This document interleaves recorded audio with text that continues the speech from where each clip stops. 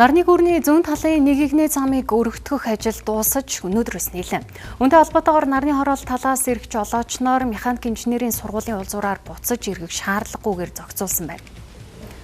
Ингэснээр нарны гүрний хойноос урагш чиглэлийн нэвтрүүлэх чадвар 29.9%-аар нэмэгдэх тооцоо гарчээ.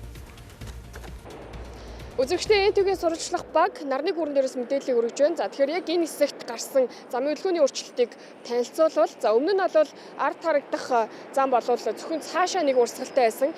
За энэхүү замыг наашаа нэг урсгалтай олгож хоёр урсгалтай олгож өөрчилснөөр тэнд харагдах нарны хорооллын иргэд зорчигчид болвол гүүрэн дагуур ороод тойрч уулзуураараа буцаж иргэдэг байсан болол энэ нөхцөл байдал өөрчлөгдөөд шууд наашаа урсгалаар орж ирээд ингээд шууд нарны гүүрээ даваад хотын төв рүү орох боломж бүрдсэн юм байна.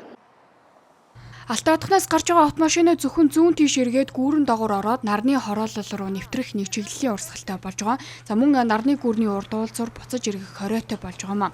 Энэхүү зохицуултыг замын хөдөлгөөний удирдлагын төвөөс 21 хоног турш харуулжээ.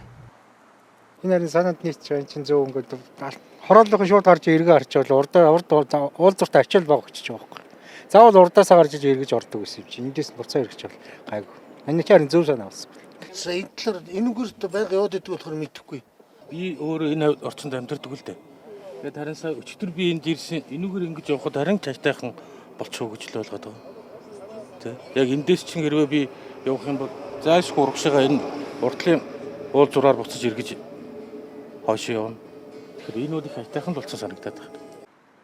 Зарим ажилчны гудамж хөсөгтрээдийн уулзуураа өглөөдөө хойноос урагш чиглэсэн хөдөлгөөн ихтэйгээс уулзуур дээр эмх замраагүй байдал үүсэж инх тайвны өргөн чөлөө Саброгийн уулзуур ачааллавч инх тайвны өргөн чөлөөний баруунаас зүүнээс баруун явах хөдөлгөөнд саад учруулдаг. Зориг ачааллын үед тус уулзуурыг цагт 3882 машин нэвтэрдэг. Зэмээс тус уулзуурыг нэг чигийн хөдөлгөөнд оруулан зохицуулт хийснээр хөсөгтрээдийн уулзуурын тээврийн хэрэгсэл нэвтрүүлэх чадвар 34.1%-аар нэмэгдэж тэц дүрийн зам буюу эрчим хүчний удамчны баруунаас зүүнээс баруун чиглэсэн тээврийн хэрэгслийн хүлээлт багасна гэж үзжээ.